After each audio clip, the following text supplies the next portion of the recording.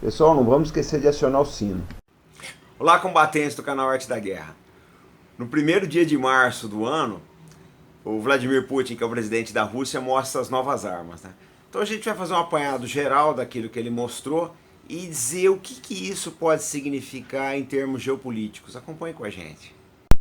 Bom, num discurso de 2 horas de duração para altas autoridades em Moscou, então o presidente Vladimir Putin anunciou essas novas armas. Nós vamos mostrar algumas delas aí e tentar decifrar o que ele quis dizer, tá?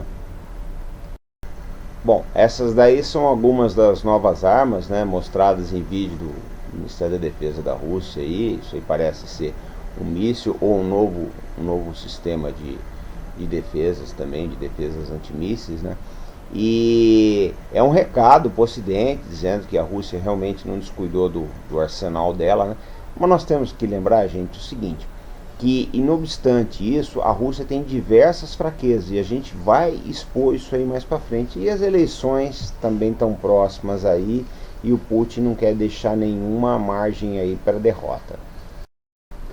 Agora vocês veem aquilo que seria um míssil com uma capacidade planetária aí, que poderia driblar os sistemas de defesa dos Estados Unidos e de todo o Ocidente e alcançar qualquer ponto aí do globo.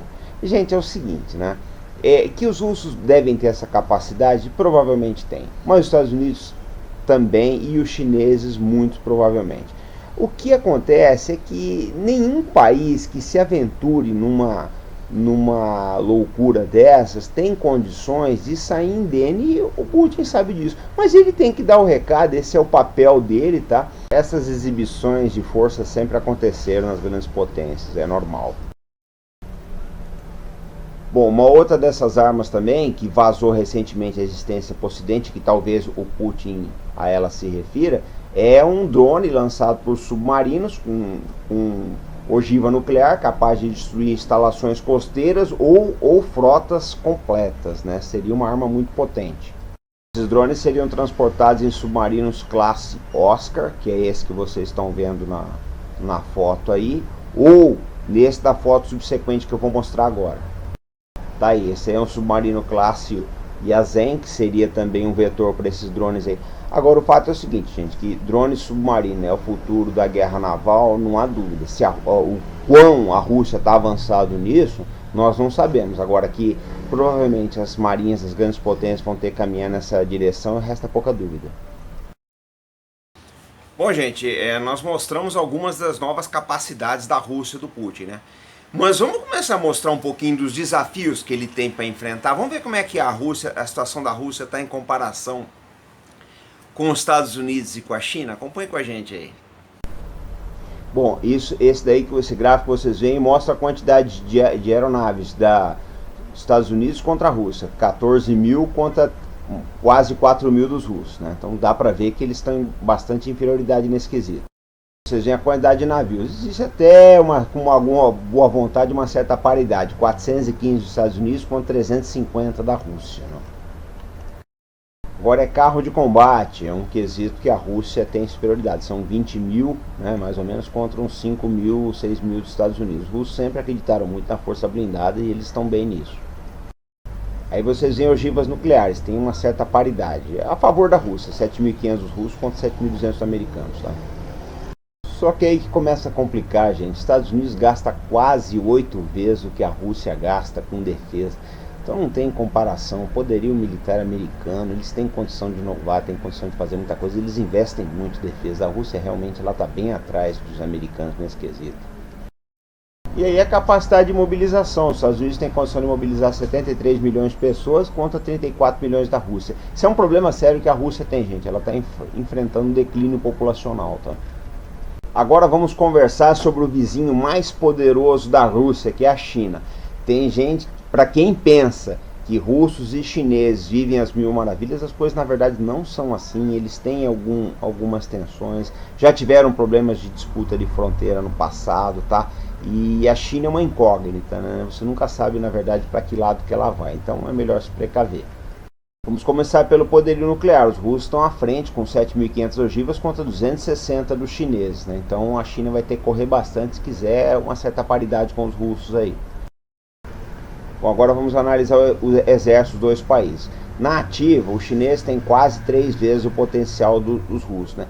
E eles têm um potencial mobilizável, eu não vou nem colocar reserva, mas eu digo reservas de pessoal mesmo, de gente, que é quase 11 vezes aquilo que a Rússia teria condição de mobilizar para o seu esforço bélico. Isso aí tem que ser levado em consideração. E vocês veem Força Aérea, 3.700 chineses contra 4.000 e pouco para os russos, mas os chineses estão buscando, eles devem conseguir mais cedo ou mais tarde uma paridade ou superioridade com relação à Rússia, tá? E finalmente Marinha, tá? A Marinha chinesa já é maior que a Marinha da Rússia e não para de crescer. Todo dia a gente vê notícias aí dos chineses acrescentando meios navais aí. Gente, eu analisei esses 4 quesitos, tá? Marinha, Exército, Força Aérea e alguma coisa nuclear, mas tem muito mais coisas para levar em consideração. O fato é que a Rússia, ela precisa se defender, ela precisa de armamento. Eu vou explicar um pouco mais para frente aí, porque ela sempre teve problemas aí. Então, eu vejo com uma certa normalidade essas declarações do Putin aí. Bom, pessoal, vocês viram o seguinte, né? De fato, a Rússia tem um poder militar tanto convencional como nuclear fora de série, né? Um negócio assim realmente admirável. Só que é o seguinte, naquela região do mundo, ou você é uma potência nuclear ou você deixa de existir. Por que eu estou falando isso? Porque a Rússia tem problemas sérios, ela sempre teve problemas em todos os cantos do território dela. Já teve problema com a China, as relações com a Turquia às vezes são boas, às vezes não são. Com o Ocidente, então, nem se fala. A Rússia já foi invadida diversas vezes, né? Foi invadida por Napoleão, foi invadida por Hitler, teve problemas graves na Primeira Guerra Mundial. Depois, durante a Revolução Russa, o Ocidente e o Japão enviaram tropas para lá também. Então eles têm uma neurose muito grande com o Ocidente, e isso é perfeitamente compreensível. Eles têm as razões dele, qualquer um faria a mesma coisa. Então isso tem que ser olhado com muita cautela. Temos que lembrar também que dia 18 agora tem eleições na Rússia. Provavelmente o Putin deve vencer, mas ele tem que dar o recado interno dele.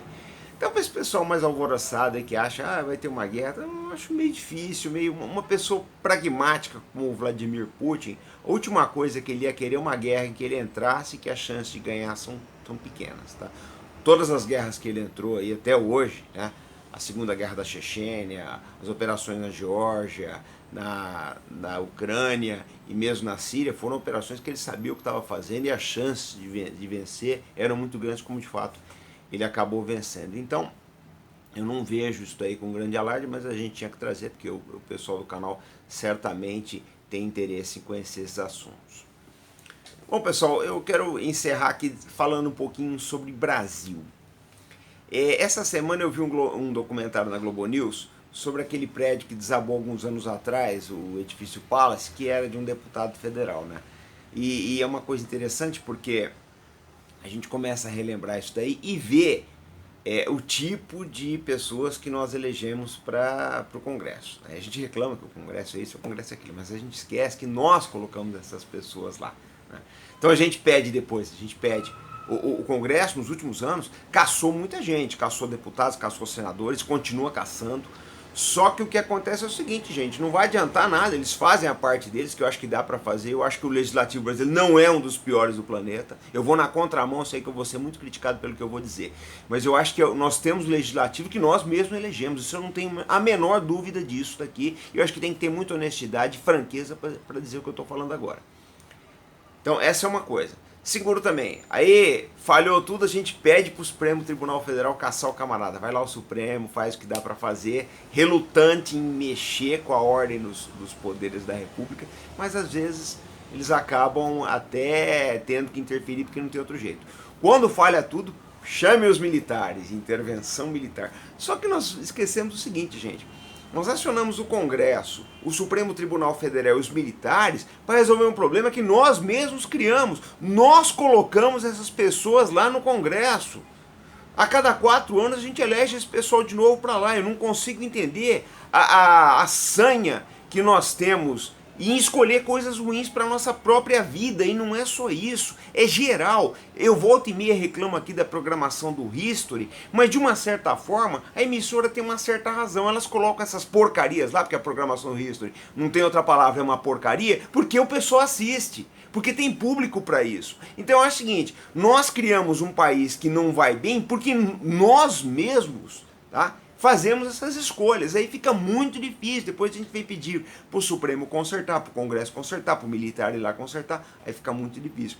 Então, gente, eu acho o seguinte, tá na hora da gente começar a fazer escolhas melhores. Se a gente quiser efetivamente ter um país melhor, depende muito da gente. Eu digo pelo seguinte, todas as vezes que nós votamos mal nesse país, Jânio Quadros em 1960, Fernando Collor há pouco tempo atrás, Dilma Rousseff e o PT em geral, a gente caiu nisso que está aí. Tá? Então vamos parar de acreditar em salvador da pátria. Não existe salvador da pátria, existe a construção democrática. É uma democracia que em 20 anos a gente faça boas escolhas, a cada 4 anos escolha direitinho, tá? Escolha gente correta, competente, escolha o presidente da república. Nós temos que chegar numa normalidade democrática, de maneira que o presidente da república seja ali aquele cara classe média, tá? Identificado com os interesses da sociedade. Nós não temos isso hoje em dia. Então vai demorar muito para a gente chegar aonde deve, que é a falta de esperança. Eu acho que um país ele começa a amadurecer quando a gente não espera mais salvador da pátria. Nós sabemos que vamos colocar um presidente lá, que ele vai ficar 4 anos, ele vai conseguir dar uma acomodada nas coisas, mas ele não vai fazer milagre, porque não faz. Não votem quem promete milagres, porque é impossível fazer milagre. Num país de 220 milhões de habitantes, você faz tudo, menos milagre. Então esse é o nosso recado de hoje. Com toda essa bile que eu estou soltando hoje, eu acredito no Brasil, gente. Eu acho que a gente pode fazer um país melhor, mas depende muito de nós, depende muito do eleitor, depende muito das escolhas, depende muito daquilo que a gente compartilha, que a gente joga por aí, que a gente reproduz, tá ok? Então, fé no Brasil. Esse foi o nosso vídeo de hoje. Nós estamos voltando aí com grandes novidades essa semana. Março vai ser um grande mês pra gente. Aquele abraço.